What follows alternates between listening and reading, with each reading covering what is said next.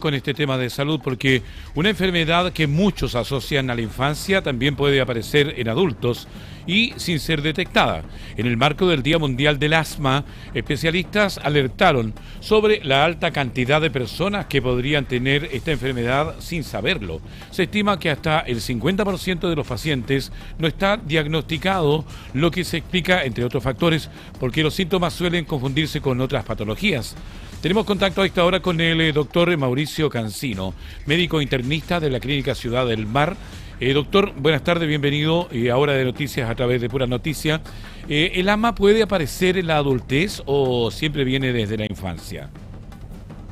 Hola Ricardo, buenas tardes. Hola a todos los seguidores de Pura Noticia. Y decir principalmente que cada primer martes del año nosotros conmemoramos el Día Mundial del Asma porque es una enfermedad, tal como tú lo decías, que es tremendamente importante porque afecta a más de 300 millones de personas en el mundo y una de cada 20 personas en Chile, que no necesariamente son niños, sino que también adultos y adultos mayores. El asma se puede diagnosticar en cualquier etapa de la vida y no necesariamente en la niñez, y está principalmente causada por una reacción, ya es una enfermedad crónica respiratoria y está causada por una reacción alérgica de las vías respiratorias, principalmente a alergenos como el polen, la caspa, la contaminación, el tabaco, pero también hay desencadenantes como el frío y eso, o la risa, que también puede desencadenar, ¿cierto?, una crisis asmática en personas. Entonces, se puede, ¿cierto?, esto generalmente manifestar y relacionar a enfermedades virales o a enfermedades bacterianas, a enfermedades alérgicas y no necesariamente diagnosticarse en forma correcta. Así que el llamado es a consultar y consultar principalmente cuando una persona tiene dolor al pecho, una secreción abundante en las vías respiratorias, sibilancias, pitido o silbido al respirar y dificultad respiratoria principalmente a los esfuerzos. Doctor, es una pregunta tal vez muy obvia, pero ¿el asma es contagiosa? No, no es contagiosa, pero sí puede haber factores hereditarios, Ricardo. No es contagiosa porque no se transmite a través de un agente infeccioso como un virus o una bacteria. Pero es muy importante dejar muy en claro que las personas con diagnóstico de asma sí se tienen que vacunar, ya que los desencadenantes de crisis asmática o hacer que un cuadro asmático lleve a una reacción severa o grave, sí pueden ser agentes infecciosos transmitidos por alguna persona. Así que hay la importancia de cuidarse de las enfermedades infecciosas, pero dejar muy en claro que es una enfermedad no transmisible. Estamos conversando con Mauricio Cancino, médico internista de la Clínica Ciudad del Mar, en este 5 de mayo, donde conmemoramos el Día Mundial del Asma. Se habla de que hasta un 50% de personas podría no estar diagnosticada de asma, pero sí la tiene. Yo sufrí un buen tiempo de asma, y esto lo tomo muy a personal, pero con el tiempo se me pasó. Tampoco sabía que tenía asma, pero también después tampoco supe que se me había pasado. ¿Cuáles son los síntomas? ¿Cuál es la diferencia de poder saber que lo tiene y después cuando ya también puede pasar, no? Sí, el asma es una enfermedad que muchas personas presentaron alguna vez en la niñez y que piensan que en el tiempo no van a volver a presentar. Pero sabes, Ricardo, aquí es muy importante a todos los televidentes que quede claro que el asma puede volver en cualquier momento y no es una enfermedad que si uno la presentó en la niñez y luego, ¿cierto?, desaparecieron los síntomas o no ha presentado nuevos episodios, está exento, ¿cierto?, de presentar nuevamente complicaciones. Así que esta enfermedad está siempre presente, sobre todo en estos momentos en que tenemos mucha contaminación. Están también presentes el polen en el ambiente, hay contaminación ambiental, hay tabaquismo, hay ambientes que no están siendo bien ventilados, hay la locomoción colectiva, por ejemplo, y eso genera también que exista esta hiperreactividad bronquial, que es una reacción exagerada de nuestro organismo, que es una alergia de la mucosa donde se genera, ¿cierto?, esta hipersecreción bronquial de mucosidad, se cierran las vías respiratorias y se genera la dificultad para respirar. Doctor, ¿cuáles serían los principales señales en este caso o síntomas los que deberíamos tener en cuenta para saber que uno está teniendo problemas respiratorios más que un resfrío, ese asma? Ya, primero dolor al pecho, tos, dificultad para respirar, ¿ya? Y en casos más severos, personas que tienen el diagnóstico de asma y que no responden a los broncodilatadores convencionales o que habitualmente han utilizado.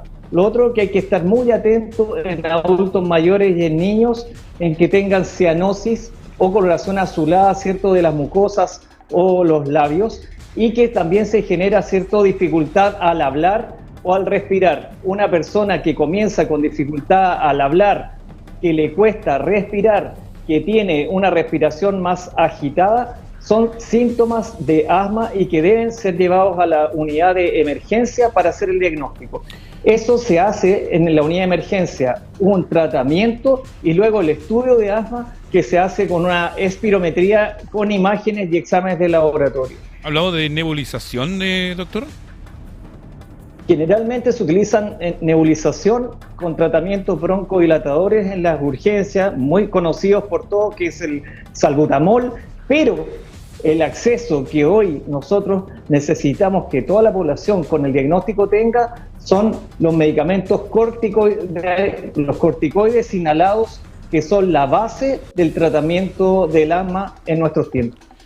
Doctor, ¿el salbutamol tiene efectos que puedan contravenir un poco cuando no está acostumbrado, por ejemplo, muchos tiritones, entre otras cosas, porque para que la gente no se asuste, porque después que uno es nebulizado puede tener estos síntomas? Sí, el salbutamol es un fármaco que es de una familia que se llaman beta-agonistas y también van a producir taquicardia. ¿Ya? Por eso que produce que el paciente produce taquicardia, que es la aceleración de la frecuencia cardíaca. ¿Ya? Eso es un medicamento de rescate que se usa, ¿cierto?, en la casa, un medicamento de velador, ¿ya?, o para el bolso, en el caso que va una persona en el metro, en la micro y presenta una crisis asmática, se utiliza en las unidades de emergencia como nebulizador, pero quiero insistir y recalcar que la base del tratamiento son los corticoides inhalados, ya que estos permiten que durante mayor cantidad de horas pueda estar controlada esta enfermedad, ya sea horas o días, puede estar controlada esta enfermedad. Son corticoides inhalados y no producen esta taquicardia y van asociados a fármacos que van a broncodilatar, producir que la vía aérea se despeje, se dilate, permite la salida del aire y no van a producir efectos en otros órganos como el corazón. Doctor, ¿por qué en adultos se confunde tanto con otras enfermedades o incluso con falta de estado físico? Sí, porque los síntomas son similares. Dolor al pecho se puede confundir, por ejemplo, con un infarto agudo del miocardio, ¿cierto? Un ataque al corazón, como se le dice. Cuando una persona tiene dolor al pecho y le cuesta respirar, dicen está con mal estado físico. Sin embargo, en las personas asmáticas esto va a ser un hecho recurrente en el tiempo y que se está repitiendo una y otra vez.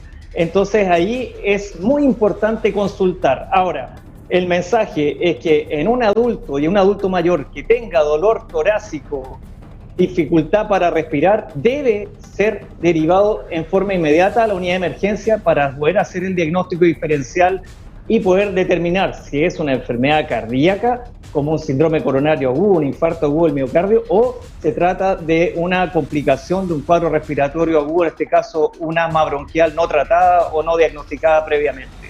Doctor, ¿qué recomendación daríamos para estos días fríos y húmedos? Porque también la humedad tiene un costo para los asmáticos, para la gente que nos está viendo y escuchando a través de la radio, la televisión y también la web.